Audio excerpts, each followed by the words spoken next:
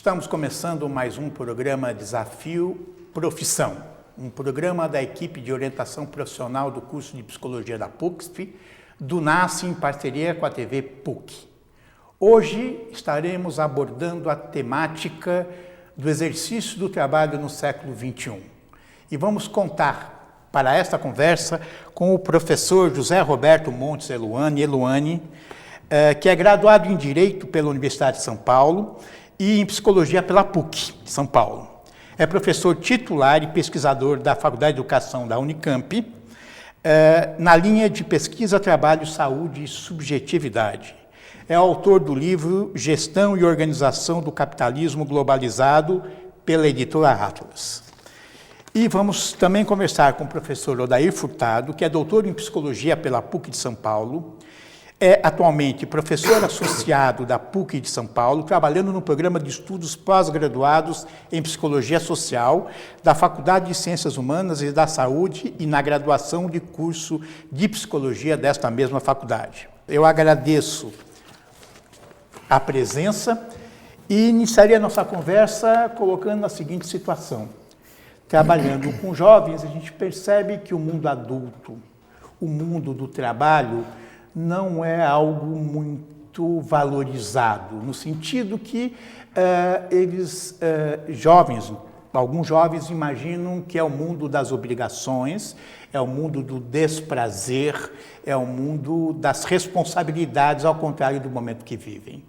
O que a gente poderia dizer em relação a isto, sobre o exercício, né, do trabalho nos tempos atuais? Essa apresentação que você fez, a introdução do problema, traz o ingresso do jovem no mundo do trabalho numa determinada circunstância, né? E é isso mesmo, trabalhar cansa. É difícil entrar não significa somente o exercício do trabalho, mas um mundo de responsabilidades que vem por aí. Você se preparar para constituir família e assumir a responsabilidade da sua vida. Quer dizer, isso, de fato, é um complicador, né? Então, essa fase que é o período universitário, a decisão de que profissão vai seguir, tudo isso tem um peso, né, assim, excessivo na vida de um jovem, mas não de todos os jovens. Os jovens pobres, os jovens que enfrentam a vida de uma forma mais penosa, podem, eventualmente, ver no mundo do trabalho uma alternativa, que é uma alternativa para escapar do peso da vida que eles já têm.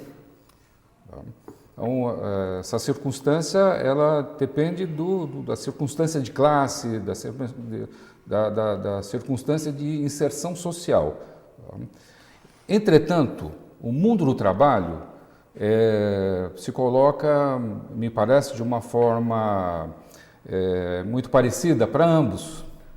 Porque se para um, eventualmente, ingressar no mundo do trabalho muito cedo representa uma alternativa, e para outro, entrar no mundo do trabalho tardiamente, eventualmente com 28, 30 anos de idade, pode representar um peso em relação a responsabilidades que assume na vida. No momento que ele ingressa no mundo do trabalho, se descortina um novo mundo. E aí, evidentemente, todos eles, tanto o jovem operário quanto o jovem administrador de empresas, vão enfrentar situações parecidas. Eluani, a tecnologia informática, né,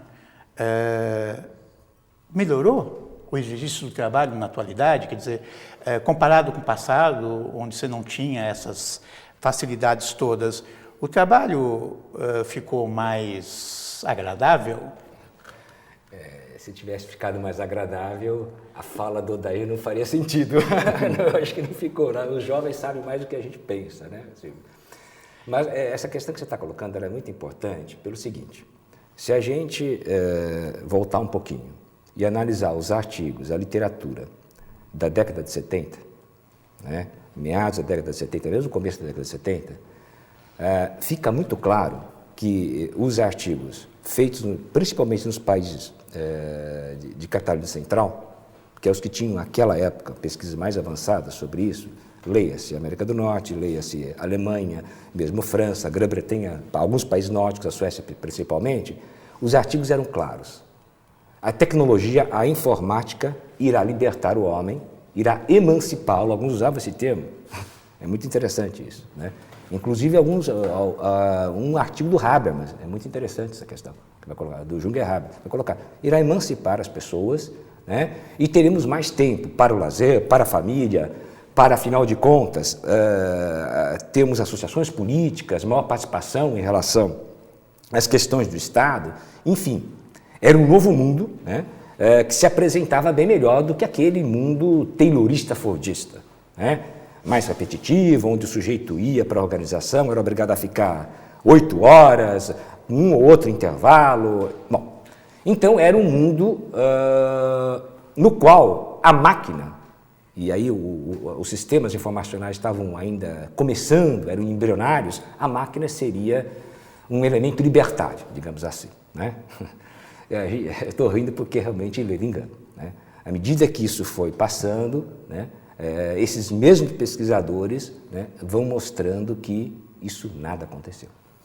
Pelo contrário, o tempo de trabalho ele se estendeu, né? Se a gente for ver na década de 80 o que aconteceu nos países do norte, justamente nesses países, na década de 90 na América Latina, principalmente no Brasil, a automação, a informatização constante desses processos levou que você não tenha mais limite minimamente claro no que concerne a tua esfera privada, a tua casa e o teu trabalho. E isso vale para todas as profissões, né? Vale para todas as profissões, inclusive para o professor universitário, né? Vale para o jornalista, que ele tinha um tempo certo, você sabe, eu fiz uma pesquisa sobre jornalista grande, ele chegava na redação, ele fechava, né? O pessoal que trabalha na TV, hoje não, ele pode ser solicitado a qualquer hora, a qualquer momento, em qualquer lugar. A informatização, o que fez? Padronizou, isso sim. Quer dizer, tirou, até certo ponto, o mínimo de autonomia que se tinha. Mas peguemos outra profissão, por exemplo. Estou pegando pesquisas que eu fiz de longa data, tá? Pilotos de e avião. controladores, pilotos de avião. Piloto e controlador. Foi uma das sim. últimas pesquisas que eu fiz. Pilotos, por exemplo. A época que você tinha um sistema que era mais artesanal, que era até glamuroso, eles diziam, né? Você era obrigado a, muitas vezes, subir na asa. Você subia na asa para ver junto lá com o mecânico se tinha combustível, se não tinha, estava tudo certinho, né? Você podia tomar até um pouquinho de chuva, eles brincavam, né? Mas você tinha o domínio do processo. Hoje não. Com o processo de informatização, e algumas companhias já dão um notebook para o sujeito, e ele acha que no começo é maravilhoso, puxa vida, ganhei um HP, olha que ótimo. Né? O que acontece de fato? Né? Ele é localizado a qualquer hora, a qualquer momento. Inclusive, ganha-se um celular no qual tem um GPS que se controla a vida desse sujeito aonde ele estiver, inclusive nas férias. Alguns me falaram literalmente, eu me sinto um escravo. Eu me sinto um escravo. Né? Eu não tenho mais autonomia nenhuma. Quando eu estou no hotel, que seria o meu momento de lazer, eu sou bipado, eu sou chamado a qualquer hora, me mandam e-mails, eu já tenho que preparar, ó, veja bem, coisas que eram feitas, inclusive, por outros profissionais. No próprio voo, você tinha um engenheiro de voo. Com o processo de informação não existe mais engenheiro de voo. Quer dizer, ele monitora, ele faz o trabalho de 2 ou 3. Inclusive, é uma proposta, se eu não posso falar, né, a companhia, etc. e tal, porque, por razões óbvias, mas havia uma proposta por parte de algumas companhias aéreas europeias de que se acabasse com o copiloto. Porque, em verdade, o termo correto é segundo piloto, não existe copiloto. Tá? Por isso que tem um avião, por exemplo, que é um avião muito inseguro, embora de uma grande companhia, né, que os pilotos não gostam de dirigir, porque a proposta desse avião, a proposta dessa companhia era eliminar o segundo piloto. Só que se informatizou tanto esse avião que ele se tornou perigoso. Tá? Não vou entrar em detalhes, porque não dá para entrar em detalhes. Tá? Mas isso foi narrado nos bastidores. Estão eliminando o primeiro piloto. Daqui a pouco a gente vai. O que sobrou foi o segundo. O senhor sabe dirigir? Não, então não pode vir de avião. Então, você veja bem, Silvio, é uma questão complicada. Né? Quer dizer, falávamos nós aqui antes do programa, quando estávamos aqui. Você é professor universitário, você é pesquisador, né? Antigamente você saía da universidade, você ia para sua casa, você convivia com a sua esposa, com a sua namorada. Hoje não. Se você inclusive não colocar limites claros, o sujeito liga para você sábado à noite, né? E é demandado. E se tornou natural. Eu acho que isso é complicado. Dani, isso vale foi naturalizado. Para todas as profissões. Todas as profissões. O Bernardo Schwartzman, que é um jovem professor da USP, fez na sua tese de doutorado uma pesquisa bem ampla sobre metalúrgicos, metalúrgicos especializados. E o problema lá é exatamente esse. O metalúrgico, há um tempo atrás, o ritmo de trabalho era controlado de forma humana, né? Um controlador, falando com um cronômetro. E hoje este ritmo é controlado pela máquina. E com a máquina você não negocia. Você não fala assim, quero ir ao banheiro. Não tem isso, a máquina não conversa com você. Então, esse aumento de ritmo traz adoecimento. Os bancários. No caso dos bancários também. Agora, o bancário, evidentemente, não é controlado pela máquina, mas é controlado pelas metas. Isso muda o ritmo. E, por sua vez, a informatização leva ao controle dessas metas de uma forma mais rigorosa. Então, os trabalhadores, neste momento, nós todos, né, do professor ao piloto, tá, do jornalista ao metalúrgico, do metalúrgico ao bancário, todos estão passando por um outro tipo de exigência que antes não existia. Nós vivemos uma época histórica no passado que era muito valorizado você ser funcionário, empregado, numa grande empresa, que isso trazia vantagens em termos de formalização do trabalho, registro, benefícios. Todo mundo queria ser empregado, funcionário, né? Era honroso trabalhar numa multinacional, por exemplo, com vantagens reais, concretas.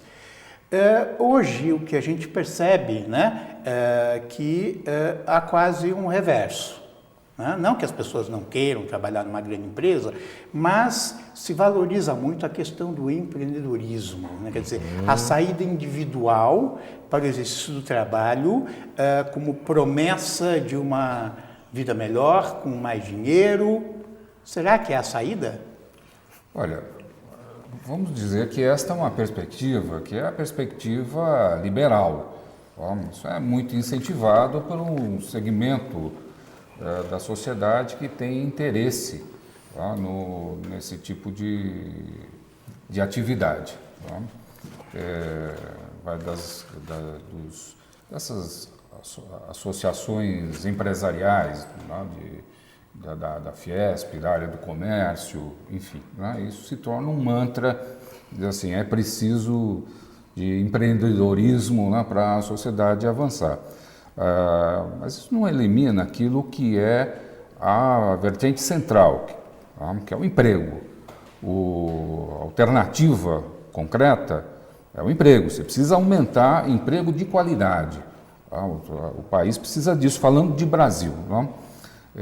Há uma questão por trás disso, que é o fim do emprego, mas circunstancialmente, neste momento, o Brasil, o que se coloca é emprego e melhores empregos, emprego com qualidade. O Brasil hoje está numa circunstância, que é uma circunstância peculiar, a gente não viveu isso na nossa história, nas condições que estamos vivendo hoje, que é a do pleno emprego. Nós temos, em alguns momentos, 4,5% de desemprego. Entretanto, com um posto de trabalho de baixíssima qualidade. Isso quer dizer? Isso quer dizer que os brasileiros estão empregados, mas ganham pouco. Não têm oportunidades. Aí uma situação complexa, porque depende da qualidade de formação deste brasileiro. Enfrentamos outros tipos de problema. Mas isso é estruturante. Entretanto, o emprego mudou de característica. Isso que você colocou, que era a expectativa da nossa geração, por exemplo, né? Nossas mães torciam para que a gente fizesse um concurso no Banco do Brasil, porque era emprego para a vida toda. Isso não existe mais. Hoje o fluxo no emprego é de 4, 3, 4, 5 anos. Então, a noção de segurança desapareceu. A concepção, né, a representação hoje do emprego é esse de curta duração. Então, jovens que entram na área de informática, por exemplo, os jovens programadores recém-formados, eles têm essa expectativa. Passou de 3 anos, ele tem que ficar preocupado, porque aí ele está começando a ficar fora do mercado. Tá? Então, o Sennett discute isso, falando quando, particularmente num livro A Corrosão do Caráter, ele discute esta condição, esta nova condição, tá? Que é a condição hoje do mercado do trabalho. Então, veja só, você abrir o seu próprio negócio, você apostar em uma alternativa que seja quase a do autoemprego, né? Pensar em empreendedorismo seria pensar em microempresa, pequenas empresas, pequenos negócios. Tá? Na realidade, não foge muito das condições que são as condições do mercado de trabalho hoje. Tá? Particularmente para o segmento, que é um segmento com quem nos interessa discutir a orientação profissional. Tá? Então, qual que é a expectativa que esse jovem pode ter hoje? Ele pode tanto trabalhar numa ONG, que é um mercado de trabalho muito frágil, tá? Não te dá, em hipótese alguma, qualquer expectativa de segurança de longo prazo. Ele pode buscar montar o seu próprio negócio, sua própria empresa. Tá? Jovens que estão se formando hoje pensando em consultoria, o que é um contrassenso, né? Porque ele não tem o acúmulo necessário para orientar alguém. Né? Era um profissional experiente. Exatamente, alguém em fim de carreira. Né? Que poderia trazer soluções. Tem o que falar. Tem né? o que falar. Hoje eu vejo jovens dizendo, vou trabalhar numa consultoria. Vai trabalhar em consultoria. Ou tá, mesmo um emprego numa grande empresa, tá? Mas todos eles vão lhe dar ou trazer a mesma insegurança. Tá? Você não sabe exatamente o que ocorre no próximo período. Por isso, é quase um vale-tudo neste momento. Tá? Isto reflete um pouco de falta de regulação desse setor. Tá? É um setor que fica muito na mão desse campo liberal, tá?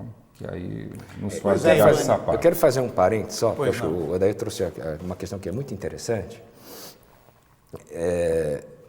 que é, afinal de contas, como esse jovem se vê numa mudança da vida dele que é significativa, uma questão identitária. Né? Ele deixa de ser estudante e ele passa a ser um profissional, com tudo que isso implica em termos de responsabilidade, de representação social, uma série de questões.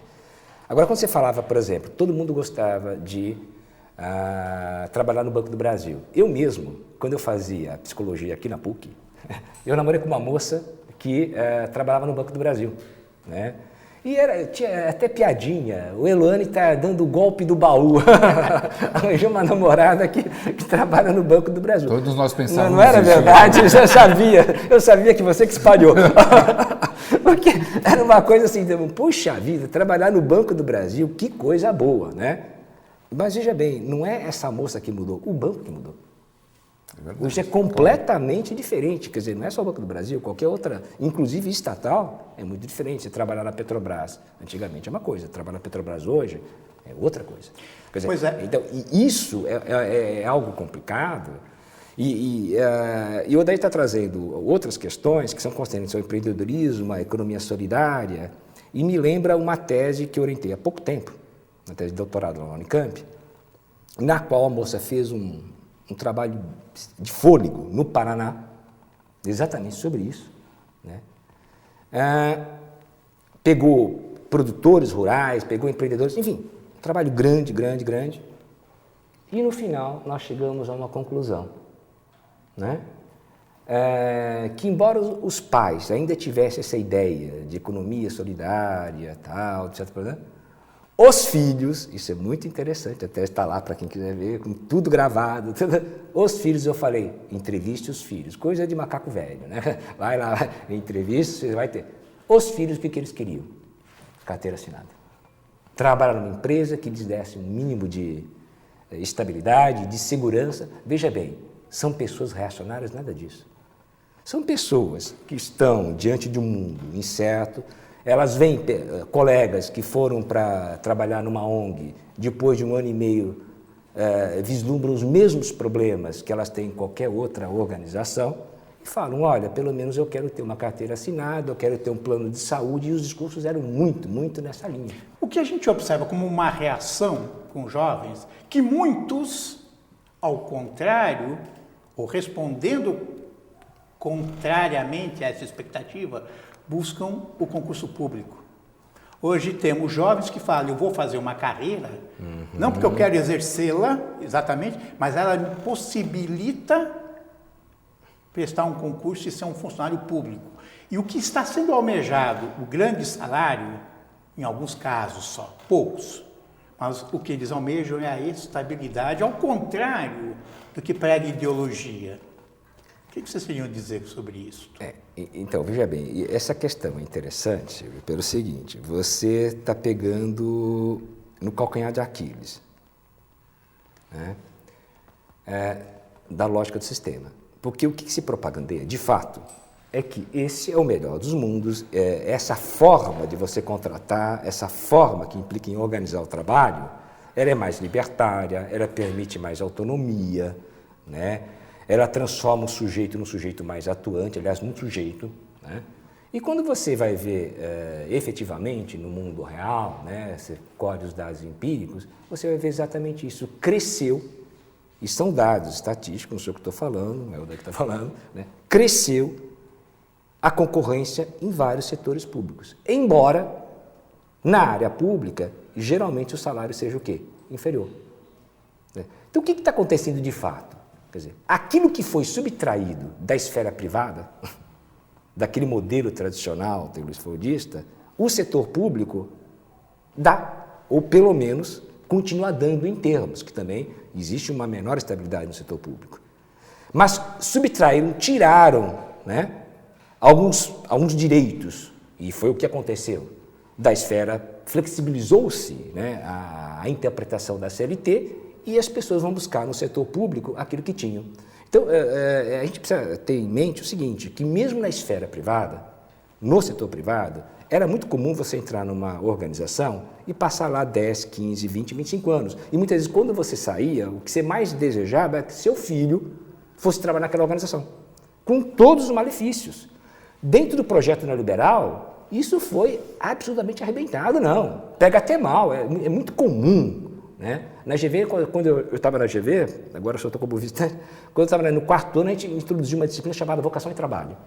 Eu acho que até já lhe disse. Era muito interessante, porque era aquele grau de angústia ao qual o Odair se referiu, né? Aquele grau de angústia que nós sentimos nos alunos, e alunos que vêm de famílias geralmente abastadas, que sentiam medo do que estava por vir, e a gente tentava o quê? Né? Tentava introduzir, interpretar um pouquinho e ajudar aqueles meninos, entre aspas, a entrar nesse mundo do trabalho. Porque eles sabiam que, ao conversarem com seus colegas, um tinha ficado 1 ano, outro tinha ficado 1 ano e meio, outro 2 anos. Havia um processo seletivo, isso é muito forte. O sujeito consegue entrar como trainee, faz um processo duro, entra, tal. Tudo bem. Tem 300 trainees naquela grande corporação. Quem vai ficar? Né? Quem vai ficar? 2 vagas. Depois, lá na frente, é que eles vão se deparar que daqueles 300 que já foram selecionados, apenas 2 vão ficar. Que fizeram uma exatamente, seleção rigorosa. Pesada, Agora, legal. veja bem, Silvio, veja bem, nós estamos falando de pessoas jovens que estão em formação, em termos identitários, e agora eles percebem que o seu colega não é bem o seu colega, é o seu rival, para não dizer inimigo. E isso que eu acho que é complicado, em termos de sociedade, em termos de formação de caráter. Né? Então, podemos falar então que o trabalho é desprazer para essa população ou existem alternativas? Vamos dizer que há uma complexidade nessa questão. Primeiro que, do ponto de vista, que é o ponto de vista genérico, estruturante, o trabalho é importante, porque o trabalho nos constitui como humanos. O trabalho no capitalismo produziu uma distorção. O advento da mercadoria e as condições que isto produz leva a um descolamento dessa base fundante do trabalho na vida do trabalhador. Então, isso num primeiro momento não é visível ao olho nu, mas hoje é muito claro. Então, as pessoas veem no trabalho, o trabalho se caracteriza como um emprego, então há já uma distorção nessa dimensão, e o emprego está descolado da vida da gente. Por quê? Porque você trabalha não com seus objetivos e não com objetivos que são produzidos do ponto de vista da construção, da sua construção humana, mas os objetivos corporativos. Então, os objetivos corporativos estão distantes da nossa vida. Os empregadores, está falando, é isso? Mais que isso. Nem o empregador tem controle disso. Então, são os objetivos da GM, são os objetivos da Siemens, são os objetivos da GM, e eles passam a ser objetivos que têm estratégias que são estratégias mundiais. A gente lê o livro do Eluane para entender como isso funciona. Então, o indivíduo ele fica muito limitado nas suas escolhas e ele tem que escolher a partir da sua vida cotidiana. Portanto, ele se descola daquilo que são esses objetivos. E os objetivos deles são outros, são diferentes. Eu acho que é importante a gente colocar a realidade e falar, mas que também o mundo está em construção, ele não está pronto, e esses próprios jovens que entrarão no mundo do trabalho também vão modificá-lo. Eu agradeço a participação do Eluane, nós que agradecemos. Agradeço bastante. E até o próximo Desafio Profissão.